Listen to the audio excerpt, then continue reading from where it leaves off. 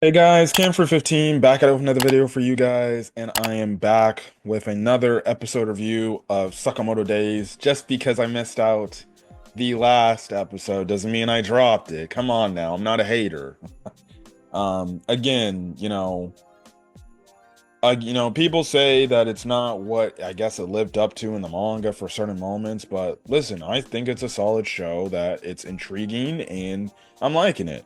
Obviously people want animation to be top tier and everything with like what we get with Solo Leveling or what we've recently been getting with Dragon Ball Daima and stuff like that. But regardless, I still like it. I think it looks good. But these last two episodes were pretty dang good, pretty dang fun. I'm probably going to talk more about the newest episode that came out as opposed to the last episode, because the last episode, albeit it was really good, I enjoyed it. Um, Episode 7 is more interesting where they're going now. But the last episode, um, which was episode 6, we get introduced to a new character, and he's kind of like a sniper character. He's not with like this assassination group or the assassin group. He's kind of like just a hitman, and this dude is poor as hell. He lives on top of the building in this broken ass tent, which gets blown away because he's living at the top of a freaking skyscraper, right? And he's got his pet bear, and he's looking for obviously Sakamoto. And this man walks into like the store, and he doesn't think that that Sakamoto is Sakamoto because he doesn't look skinny, right? And he ends up actually befriending them to the point like, he just wants money and everything to be able to, provide for himself, and that's the reason why he's doing the bounty, right? So then this man legitimately, like, throughout the entire episode, Sakamoto's right there, and this dude is such an idiot that he doesn't even know like it's Sakamoto until like the last bit of the episode, until somebody's like, "Oh yeah, that's Sakamoto. That's the dude." And it's funny because like even before, like he got his first name and they're like, "Wait, that's your first name?" But then like Lou and Shin are like, "Well, a lot of people have that name in this country." So and he's like, "Yeah, you're right." I'm just like, dude, come on, bruh.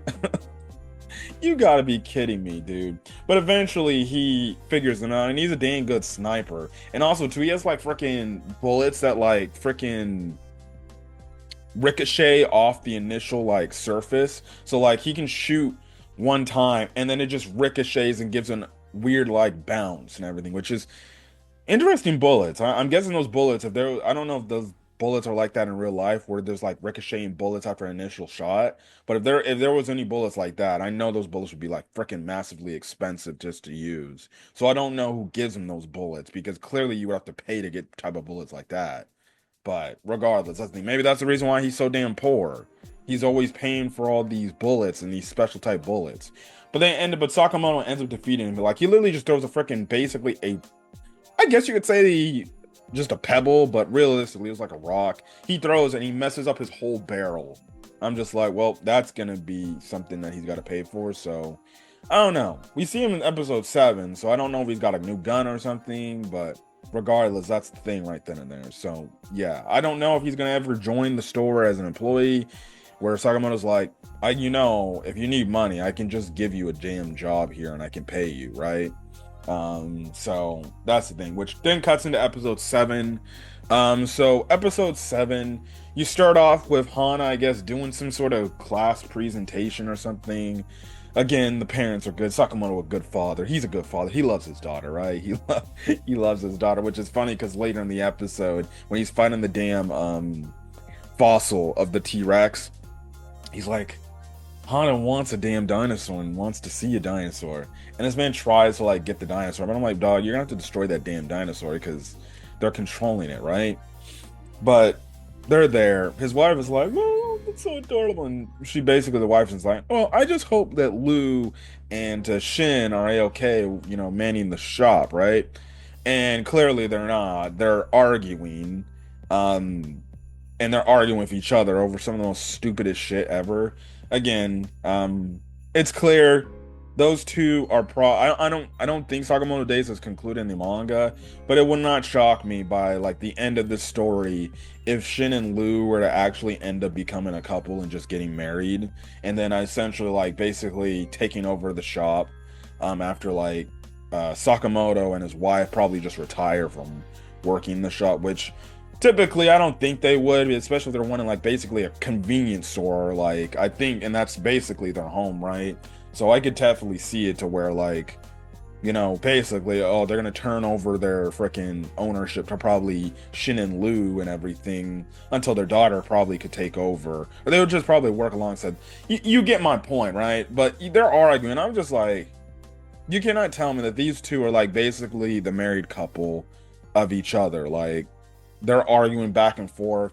He's arguing, it's like, you always wear my damn apron every single time when you don't know what the hell you're doing. And basically, like, he's reading her mind, and he's like, oh, geez, I wish you could say that out loud because she said something kind of mean to him in his head.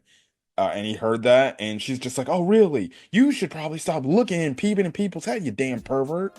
And they're arguing. And mind you, you have the sniper dude coming in. He's like, I'm just here to get some damn meat buns. Is this a good time or something right now?" And essentially, their argument is still happening. And he's just listening in on this and everything. And then Shin walks off, and it's absolutely funny because the meat buns were on the fucking ground because Lou like threw them at him, right?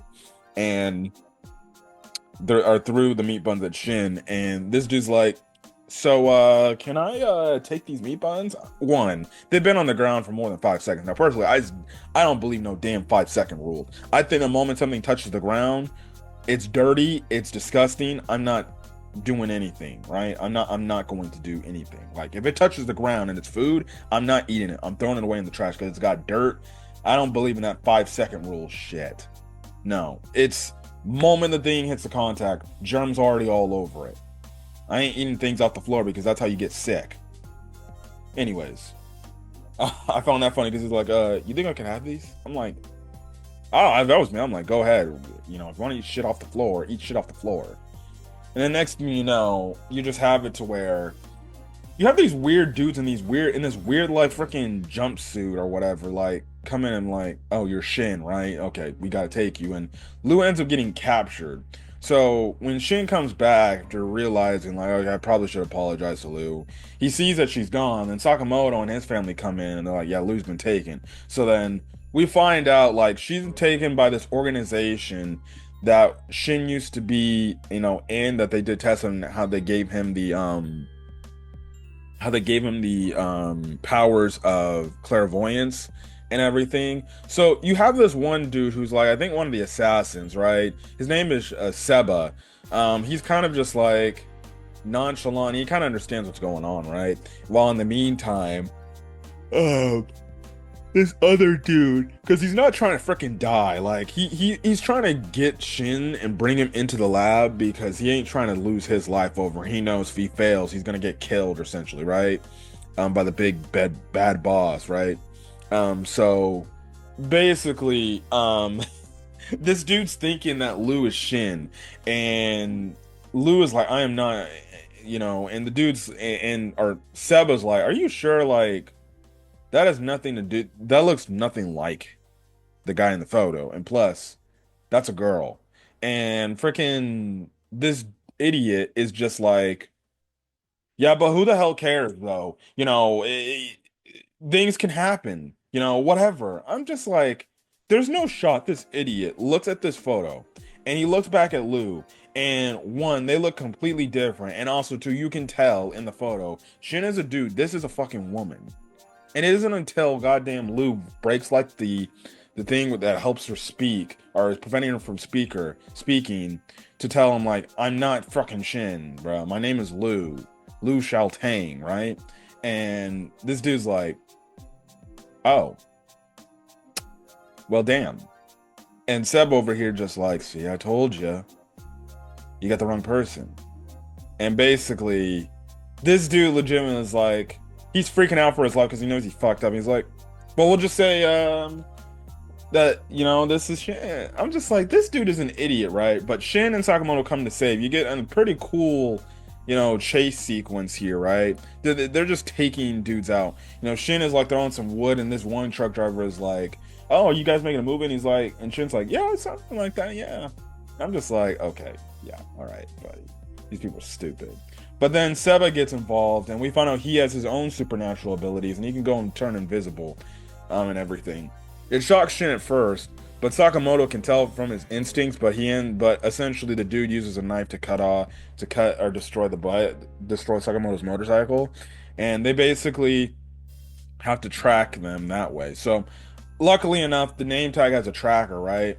And it stopped at this museum. And this museum is basically kind of a secret underground like lab that they're having that Shin knows.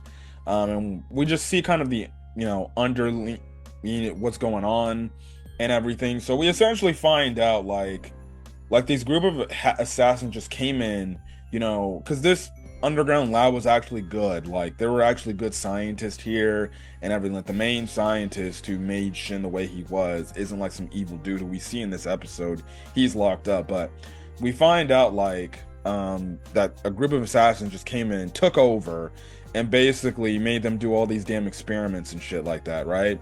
And they basically took everything away. The head honcho is basically this guy in a moose mask, and he's got like these lieutenants under him, who we see like, this weird looking freaking doctor that honestly like reminds me of fucking Hojo from fucking Final Fantasy VII. Just in design appeal, right? Do not spoil part three. I do not know anything in part three, please. But that's what he looks like, especially with the fact that we know Hojo in the games is like a freaking psychopath in terms of a scientist, right? This guy is the same thing. But that's how we kind of find out there. Lou ends up running into the doctor, ends up running into the doctor in the underground prison, and he's like, "Oh, you're trying to break out? You think you want to? I think I could try to. You want to try to break out and everything?" So that's kind of there. So Lou meets a doctor that knows Shin. All the scientists know Shin. So that's the thing. And then, obviously they try to get in, but they got to go up against like these freaking bears and this damn automated dinosaur. The fight scene with the dinosaur versus Sakamoto was pretty dope too. Pretty crazy, huh? But overall than that, it's like that's basically it. We end off the episode with that one dude and that one girl from that freaking Assassin's Conference meeting walking into the freaking museum that Shin and Sakamoto are in right now. And we know they're obviously here to probably kill Sakamoto. So there's where that's going. But anyways, we got another solid episode of Sakamoto Days. Excited to see where episode 8 is going to go. But other than that, that's basically all I gotta say. So if you guys like the video, leave a like, put in the comment section your thoughts, hit that subscribe button if you want to get more Sakamoto Days content or any other anime content I upload to the channel, but things like that. But till then, guys, I'll see you guys in the next video. Peace.